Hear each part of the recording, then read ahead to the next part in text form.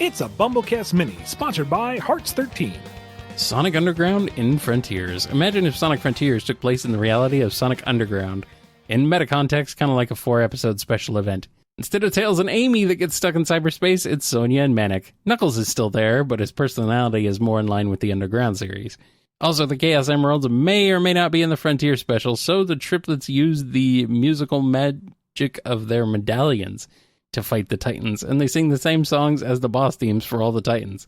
Undefeatable, Breakthrough It All, Find Your Flame, and I'm Here. In meta-context, all sung by the same bands that sang in the game, just lip-synced to the characters of the Sonic Underground band. How do the Titan battles play out? Also, what do you think Sonia and Manic's Hedgehog memory tokens would look like? Well, the lazy thing would be just have color-coded musical notes that you pick up. Yeah. But I can't remember now. Did their medallions each have individual designs? Yeah, I think so. Or were they all? I figured their memory tokens would just look like their medallions, right? Except for Knuckles. What would Knuckles have? Well, if they don't do the medallions, then do like something indicative of the instruments. So like a small keytar for Sonia and like crossed drumsticks for Manic. Yeah. And the same thing for Knuckles, medals.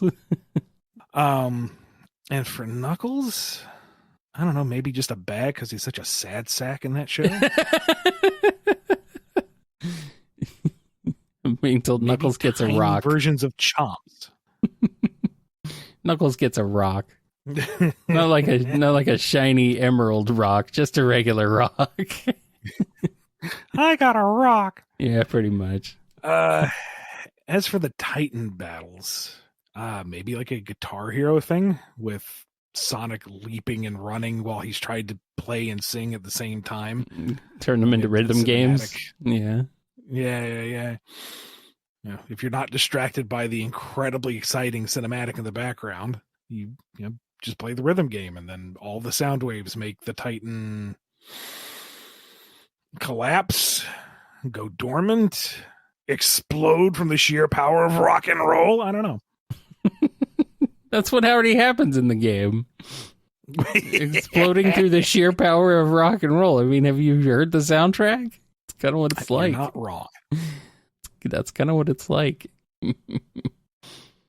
A follow-up to the What If about an alternate universe with a Sonic SatAM/Archie movie made in an alternative 1990s. At the end of the film, after the main antagonist is beaten and Sonic and Sally ride into the sunset with the Freedom Fighters, a song plays as the scene transitions into the credits. Which of these songs do you see playing at the end of a SatAM Sonic 90s film? Patti LaBelle's When You've Been Blessed Feels Like Heaven, or Shanice's You Were the One?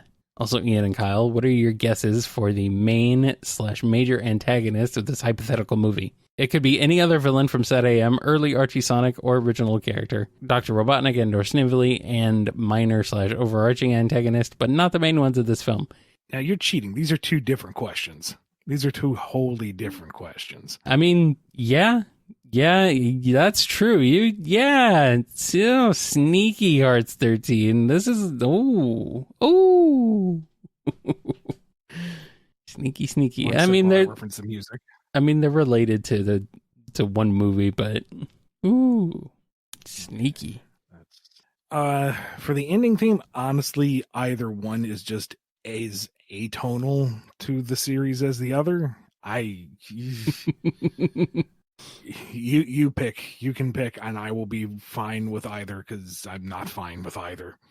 There's a hater over here. I don't have the patience for it. I need a faster tempo, please. As for antagonist, now like the other franchise movies, your Transformers, your G.I. Joe and such, those were late 80s, right? Yeah. Or were those early 90s? Well, I mean, Transformers was like 85, but they always come up with some new villain to sell a toy of, you know? Yeah, that's the thing. Like, would it be after the trend where they basically use the movie to launch the new toy line? No, I don't think so. The new antagonists supporting cast, or is it the 90s?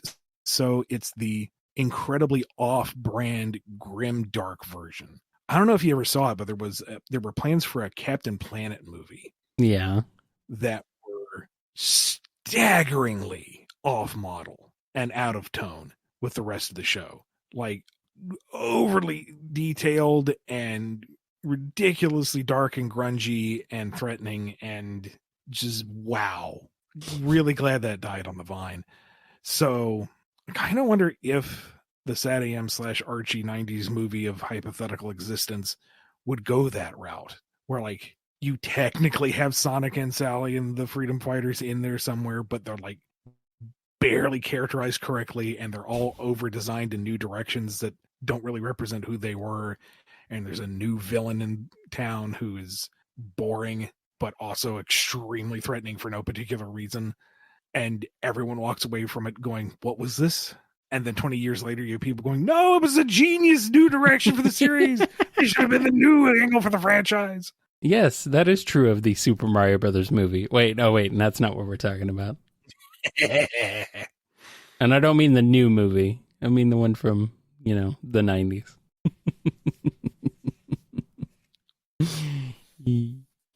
The death of Dr. Eggman and the fate of the Eggman Empire. Imagine an alternative reality of the post-Super Genesis wave Archie Sonic universe, which also incorporated events and elements of the post-Forces / Frontiers game / IDW universe.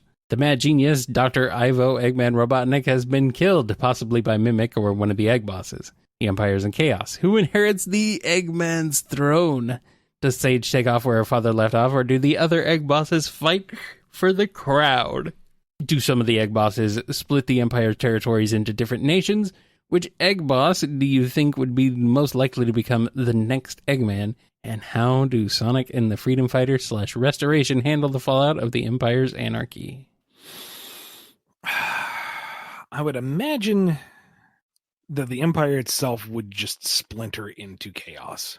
Most of the Egg Bosses would want to just lay claim to their territory and be done with it. And you would have a handful that tried to take the entire Empire and the throne for themselves. I'm thinking Thunderbolt to maintain the legacy. Battlelord would probably want to control everything. And then you have Sage, who's trying to continue her father's legacy, and everyone should be working for her directly. Given her access to the Eggnet, she might just be able to force everyone to get along, quite literally. Mm-hmm.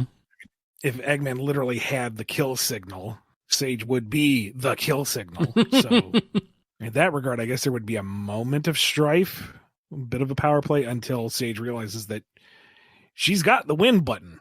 She is hard-coded to be said win button. And so she would take control. There'd be just enough time for the heroes to realize, oh, we have an opportunity. Let's capitalize on this. Sally specifically driving that. And then, I don't know, you might have some stories of Sonic, possibly with a couple of the friends running around to specific regions to help them make headway while they have a chance. Maybe some territories would fall in the meanwhile. Give some people an out. I don't know, there's a lot of mileage to be had there. Lots of threads to follow. A follow-up to the what if Tangle joined the Freedom Fighters question. The Restoration figure out how to return Mohawk Sonic back to his world. However, during the process, Whisper and Wisps and Lanolin are sucked into the portal with him into the Sad AM universe. What are the Freedom Fighters' personal opinions on Whisper and her Wisps and Lanolin? Both meeting them and getting to know them over time, and how much trouble is Sad AM Robotnik in now that all 3 Diamond Cutters have teamed up with the Freedom Fighters, and Sonic returning, of course. Let's see. We're assuming Tangle is there? I think so, yeah. Amongst the group? Okay. Yeah. It's been a long time since that last mini. Well, with Tangle as mediator, things are going to go much more smoothly than they would be had Whisper and or Lanolin been thrown in there cold turkey. Tangle will do the introductions. She'll vouch for her friends. She'll be the one to mediate and get everyone in position. Guys, this is great here. Look at all the tree houses. They fight Robotnik and it's great. Come on, let's do this thing. Whisper would be unsettled by the change of realities. Everything that she's taken for granted is now up in the air. She has no idea what the lay of the land is, what the strength of the opposition is, what the tactical advantages of any location is. There's a lot of unknowns, but Tangle is there to assure her that these people are fighting the good fight and they are committed to actually fighting, and they're good people. So she's able to adjust a little better than if she were on her own. Lanolin is just happy that they're organized. This isn't just a welfare mission. This is actual guerrilla warfare. They're proactively trying to unseat the bad guy. Finally, somebody who gets it. And, she does not understand how Sally has the patience for Sonic or even tolerating him, but they've made such headway. They've endured for so long against such impossible odds. She will quite happily march behind Sally and, help out. And Sally's just happy there's somebody else to talk tactics with. Lanolin to Sally. Teach me your ways.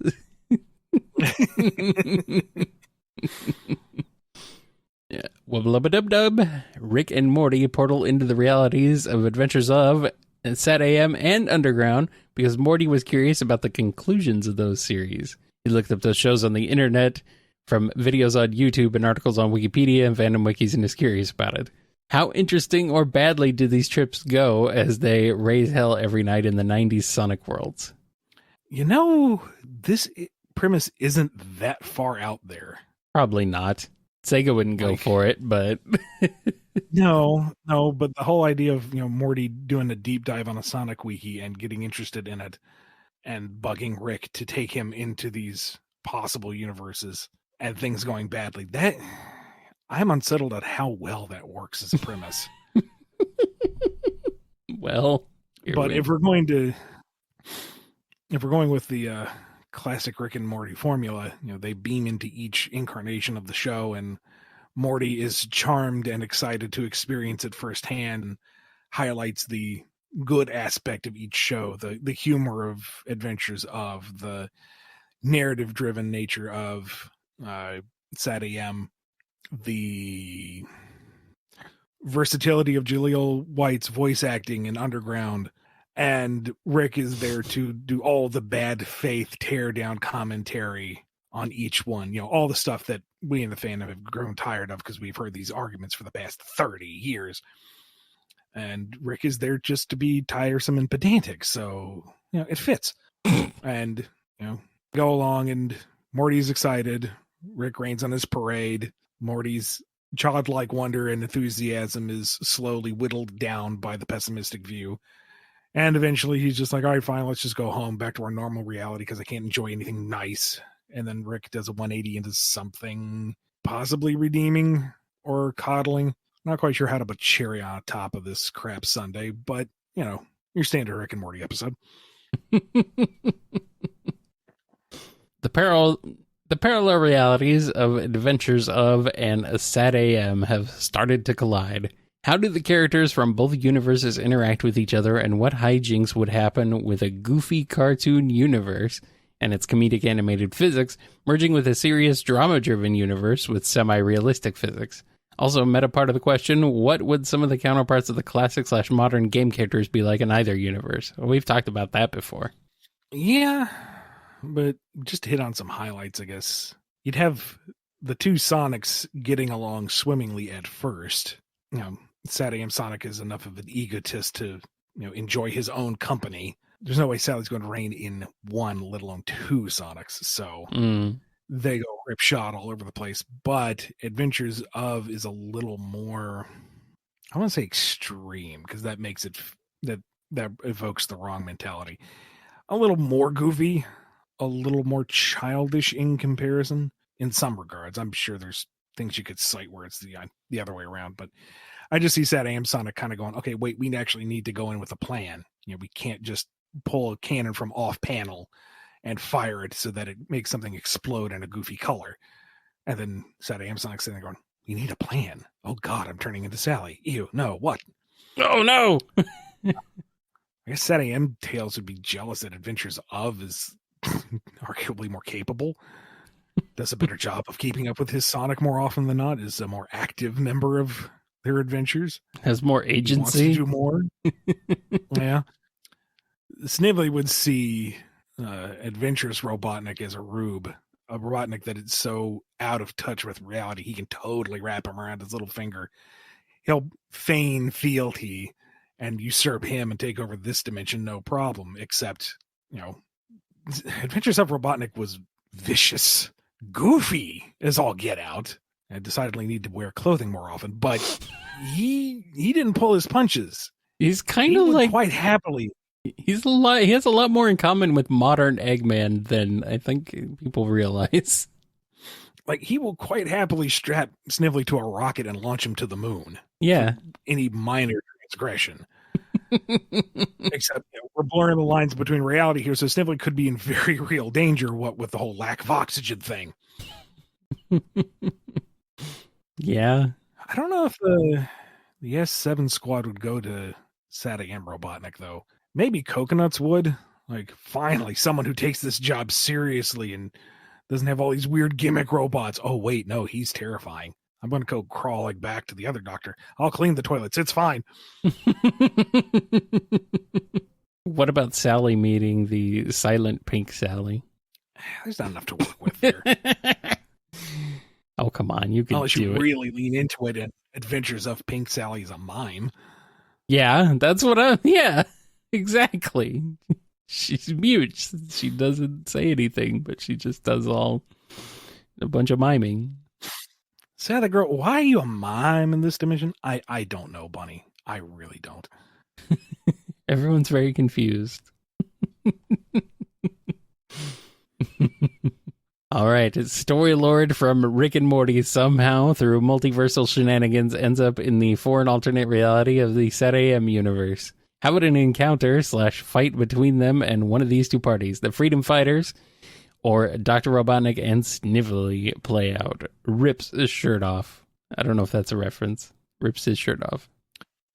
It's been a while since I've seen those episodes. I feel like what I remember is that Story Lord was kind of a commentary on media illiteracy within the viewership and a general commentary on narrative construction and tropes within serialized media. Mm-hmm. So with that in mind, I think his biggest consternation would be with Sad AM ending on a cliffhanger with no resolution, but I don't see him being particularly at odds with any of the characters. Like, maybe he would take issue with the kind of done-in-one goofy plots in season 2. You have a growing narrative. You've had progression. Why are you doing a Fran Dresser Bride of Frankenstein spoof? But beyond that, I don't see him having a bone to pick with either side. Mm-hmm. I mean, maybe Robotnik's lack of just like leveling the Great Forest, but he's also a story lord. He understands that there are contrivances built into children's media for the sake of serialized storytelling. So it would be a blemish within the own internal logic that is understandable due to the nature of the programming. Hence why I don't think there'd be much for him to be, antagonistic about. Then again, I haven't seen his episodes in a long time, so maybe I'm missing something. I've still never watched Rick and Morty. Here's another one. Adventure Time and Archie Sonic pre-SGW crossover number 2. Mina Mongoose and Marceline the Vampire Queen, early to mid-seasons. How does a concert performed by both of them play out? What songs would they sing? And what would the chemistry be between the Songoose and the Vampire Queen? How would Mina respond to Marcy's rage-fueled ballad directed at her ex-girlfriend? And how would Marcy respond to Mina's fear-based song about Nicole? I think Mina in general's music is more poppy, uplifting, positive. Her protest song was a very big change in what she did. And I imagine she kind of course-corrected afterwards. I'd see Marceline, enjoying that particular song of hers just for the counterculture, defiance of it. I think maybe Mina would dig Marcy's sound, but I don't know if they would be like compatible for a long-term tour type of thing.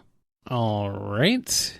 A multiversal calamity is about to destroy all known realities in Sonic's multiverse, and only the mystical heroes of some of those realities can help stop this supernatural menace. The team is co-led by Jeffrey St. John of the pre-Super Genesis Wave universe, and Ebony the Cat from Fleetway, and is made up of other mystical individuals such as Tikal the Echidna, Lazar from Set AM, Oracle of Delphius from Underground, Shara from Arabian Nights, Merlina from Arthurian Legend, and Styx the Badger. She's not magic, but she's got theories about otherworldly anomalies, so Ebony brings her on as a consultant.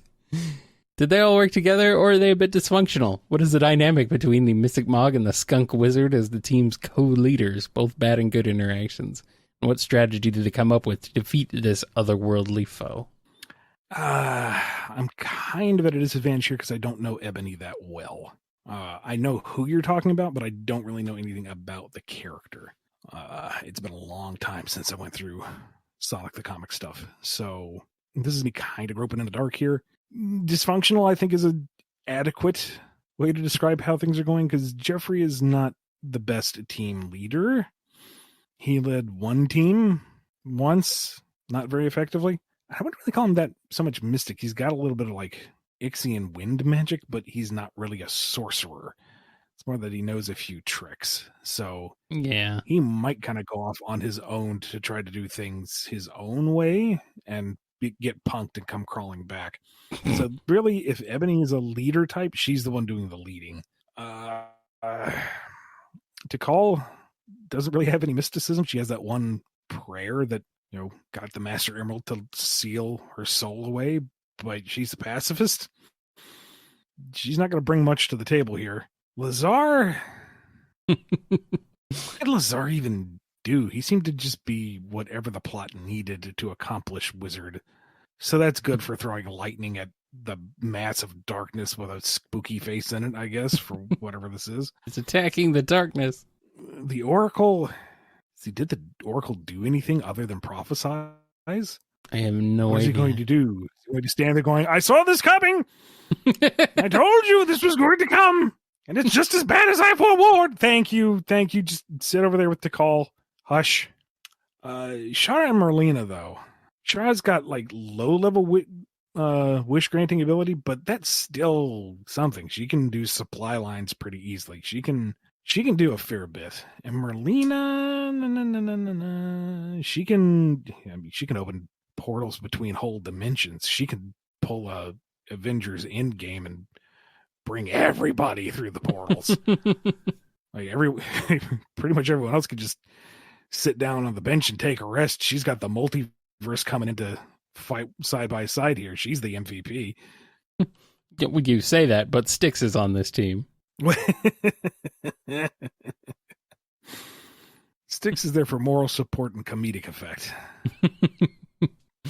And to be the one who ultimately sends this thing back to where it came from. Because of course she would. Yep. Somehow. I don't know how. One well-placed boomerang throw right between the eyes. The combined might of all the heroes and villains from the multiverse managed to get the cosmic terror into a corporeal form so it can actually experience pain, and just whop right between the eyes. It's like, ow! Yep. You're mean! And it goes home.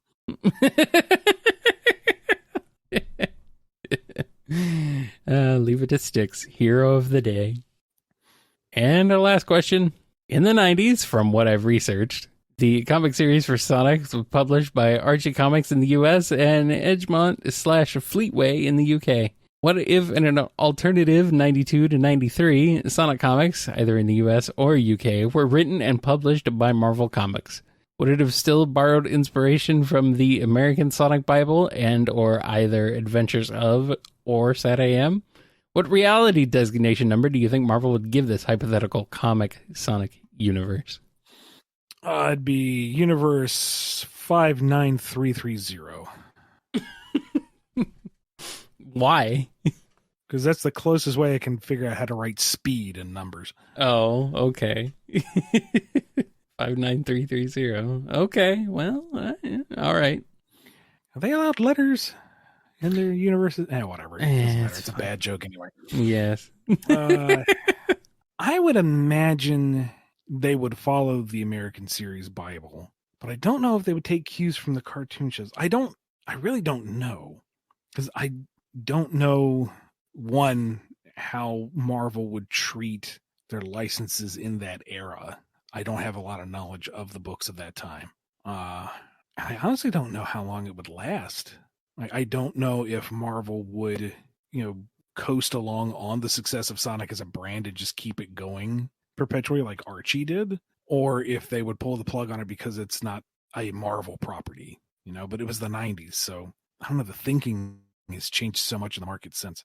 I'm going to just have to sum it up with I don't know, because I don't have enough knowledge of the way Marvel operated or how licensed books really worked in the 90s to really confidently say one way or the other. Man, could you imagine if they integrated Sonic and stuff into the Marvel universe? Stan Lee cameos. Sally becomes host of the Phoenix Force.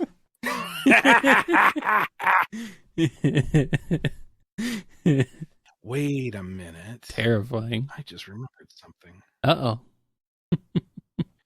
I had forgotten about that. Mighty Mouse, if we're talking about, licensed superhero or cartoon animals, had a brief run in Marvel. And what they did with that was, from what I remember, a lot of DC spoofs, like callbacks to Crisis on Infinite Earth and lampooning other DC properties, and then really abruptly switched gears into incorporating the cartoons elements while also maintaining lampooning artists and drama within the industry at the time. So as much as this pains me, a 90s Marvel Sonic book would probably follow in that direction. Start off the series Bible, do a grab bag of elements from Adventures of and Sat AM, but mostly use it as an insular running in-joke machine for comics in general. God, that'd be awful. We wouldn't be here today if that was what happened. That's for sure. I mean, there was already some of that in the early Archie days. Your stuff with, what was it, Wolverkle and Spawn Mower. And that. I mean, those are great, though. Don't hate. Yeah. But those were not like the only thing they did. They did other, goofy stuff, and they did try to do their own stories. So I just imagine it would have been more like the Spawn Mower type of story throughout the whole thing. Come on. You know what? For once, we're in the good timeline. Come on. Are you telling me you don't like Universe Salamander? Oh, I love the Universe Salamander. Do not get me wrong. Adore him. That's fun. I'm saying they would have some kind of stand-in for Todd McFarlane and making fun of his art style, and that would be like a new Robotnik minion for the issue. That would be it for Sonic, and just like, what does this? Some real comics in jokes, huh? I remember I was doing research because I was looking into a potential revival of stuff, because Mighty Mouse is the same demographic generally. Would have been fun to get in on that property. And like, I'm reading this issue going, this is just somebody taking the piss out of Todd McFarlane pre-Image. That's the entire point of this story. What a waste of time.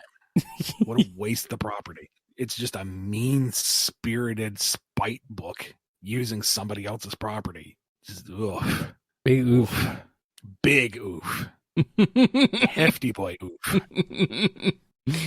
Well, on that oof, it's time to end, I think. It absolutely is. Thanks to Hearts13 for sponsoring this BumbleKast Mini. If you want one of your own, head over to patreon.com/BumbleKast, Ko-fi.com/BumbleKast, or become a YouTube member. Be good to yourselves, be good to each other, and we will see you next time on the BumbleKast. Big oof you later.